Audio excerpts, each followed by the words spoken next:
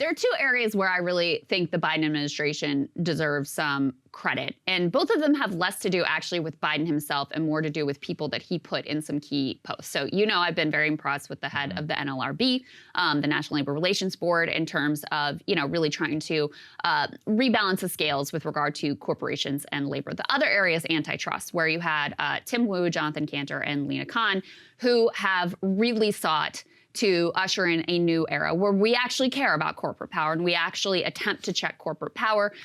There has been this obviously is something Matt Stoller tracks very closely and has done a phenomenal job educating a lot of people, myself included, on. And this week in particular, there were a few things that were quite significant in the antitrust news. Number one is there were Senate hearings with regard to Ticketmaster and the whole Taylor Swift debacle, which led to a lot of justified questions about this monopoly and the way that they gouge consumers and screw artists and have total control over so much of the live performance market. We'll get to that in a moment with Ticketmaster. And the other piece was that the Department of Justice announced a big lawsuit against Google, and they're having some success there ultimately. So folks over at CNBC, they're very unhappy about this whole development. And in particular, Jim Cramer, bless his heart, having total meltdown on air. And also, by the way, getting a bunch of key facts just straight up wrong in his Google lobbyist talking points that he's parroting here. Let's take a listen to what he had to say. This is the most ideological antitrust department I have seen since, and you'll get this, Standard Oil and Teddy Roosevelt. That is their ideology. David, that's an ideology. I remember I took Marx and Engels. Remember when Engels said the people were like a sack of potatoes? Actually, he was speaking of the peasantry. Understood. And under antitrust law, it may be very difficult for them to prove a case. That said, there is no shortage. She is anti the man. It's a real throwback. We're not used to it because Obama wasn't like this. Right. They lost the House of Representatives. So they go real hard left. They're hard left. Obama wasn't like this. I've read Marx. First of all, I highly doubt that you actually have read Marx and Engels. I don't know if he's ever wrote a book, ever. That said, I mean, look, that's the finance industry getting peddled. Really what they see is they're calling it ideological whenever you're talking about straight up literal. I mean, one of the things that's important, A, he misses who's actually doing the suing. But B, like the investigation itself is pretty clear. Read the facts that are laid out in the lawsuit. They're like, by our estimation, you have a monopoly, which is against U.S. law. It's now on the government to actually prove those facts in a court and convince somebody that it's true. And then we can figure out what exactly it looks like on the other end. But, we talked about this, I think, in one of our last shows. Does anybody think the promise of the internet actually came true? I remember being online in 2007, and I remember just being like, wow, man, like anything is possible. Like MySpace and Facebook and all this, the idea of meeting all these people. Like, did we really imagine that we would have centralized chokehold points of control? Like, that's not really what was promised.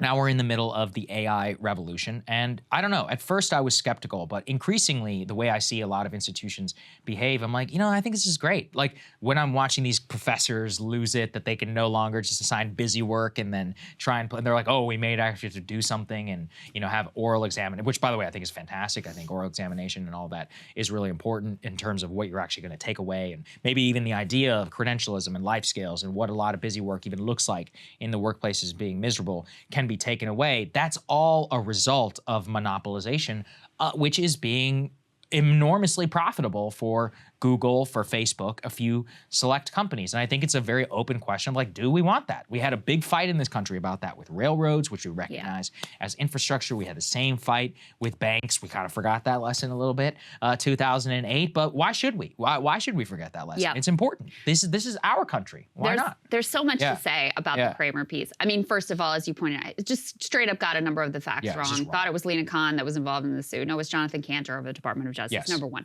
Number two, this was also not just the Justice Department. This was also a group of 8 states. So it's not just like one crazy ideologue or whatever. And there are other lawsuits against Google that also involve a lot of states, including like Texas and Ken Paxton, hardly some like hard left maniac.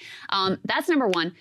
Number two, and this was something Stoller flagged for me as well, is Lina Khan actually was at odds with a lot of labor activists who also, you would say, broadly oftentimes on the left, over Microsoft and Activision because she was opposed to that going through. Of course, they like the idea of, some people on the left like the idea of large corporations because then that gives you one node that you can organize and can make it easier for labor unions to gain support. So even the idea that everybody on the left has one view of how this should all go, even that basic fact is not true. But the bigger context for all of this is the fact that these mergers and acquisitions are big business and big bonuses for Wall Street. So Cramer's friends who are still working on Wall Street and still very much in the industry, their paychecks depend on these, big paydays from mergers going through ultimately. And so since there's been a slowdown in that kind of activity because the government is applying new and long overdue, frankly, scrutiny to these companies getting larger and larger and larger and larger and the impact that has on our society overall, that's upsetting Cramer and it's, I'm sure, upsetting a lot of his friends. So that's sort of the context here is he feels that there's, a lot of money at stake that people are losing out on because they can't just continue the industry of growing everything larger and concentrating more and more power in these industries, and not just tech either. If you look at agriculture, if you look at basically any industry, meat packing, any industry in this country, the amount of power and consolidation in the hands of a very few people is really disturbing. It's bad for labor. It's bad for competition. It's the opposite of having an actual free and fair market. Yeah, but it is great for stockholders, right? And Absolutely. That's really what it's all great about. For Wall Street. And when we think about it too, Ticketmaster, this is another reason we should be hopeful. Look, the entire Congress basically was unified essentially against Ticketmaster in their hearings. I know Ryan and Emily covered it, but I just think it is astounding to watch this mashup of senators from all sides, using the Taylor Swift debacle. And sure, it's cringe watching old people do it. That said, Taylor Swift lyrics. Should we care? I mean, they're trying to capture the public imagination in order to bring good to our industry. So that's a good thing, in my opinion. Let's take a listen. Ticketmaster ought to look in the mirror and say, I'm the problem. It's me. Once again, she's cheer captain, and I'm on the bleachers. So, as a ode to Taylor Swift, I will say we know all too well. karma's a relaxing thought. Aren't you envious that for you it's not? That's all I've got to say. So what do you see there? I mean, we literally have Mike Lee, we have Republicans, Democrats all quoting Taylor Swift. And through the quotes, what's actually coming through? They're all against the Live Nation Ticketmaster merger, which at the time, only a couple of bands spoke out. Nobody in Congress thought about it. Obama gives it the rubber stamp. And now, here we are. It's like a complete catastrophe. One of the artists who testified before the Congress just did a really fantastic job, laying out how much that it's hurt him. And this is somebody who's actually, he's not like a household name per se, but gets a lot of views on Spotify and elsewhere, and he was just showing exactly the problems that it has faced his industry. Taylor Swift is just the bleeding edge. I was just in Mexico, listened to a lot of Bad Bunny. Apparently, they even screwed up a Bad Bunny concert in terms of their admittance there. And the important point, actually, Matthew Zeitlin pulled this, which is over on TikTok. People are unironically posting a clip of Josh Hawley going after Ticketmaster. I don't even think they know anything about Ticketmaster they don't know anything about who Josh Hawley is, but the clips on Congress of Ticketmaster getting flamed is really touching a cultural nerve. Here's an example of that. You're forcing everybody who just wants to get this ticket on the resale market, who hasn't bought from you, Sir Bergtol, to begin with, you're forcing them to become your customer in order to take possession of this ticket.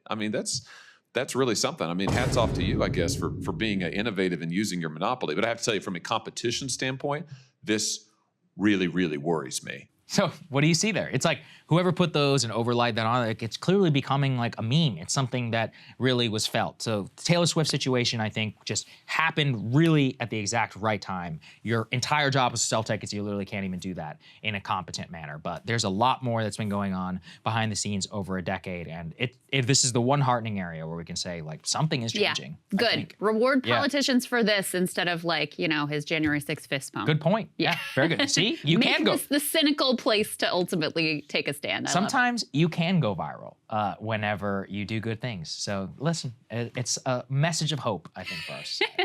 Hey guys, ready or not, 2024 is fully upon us now, and Saagar and I have been brainstorming ways that we can really up our game for this critical election. Yeah, we rely on our premium subs to expand our coverage, to add staff, to upgrade the studio. We just want to give you the best independent coverage of this election, which is possible. So if you can help us out, become a premium subscriber today, breakingpoints.com, or the link is down here in the description video. It really means the world to us, and if you like what we're all about, this is the best possible way to keep us 100% independent, working only for you.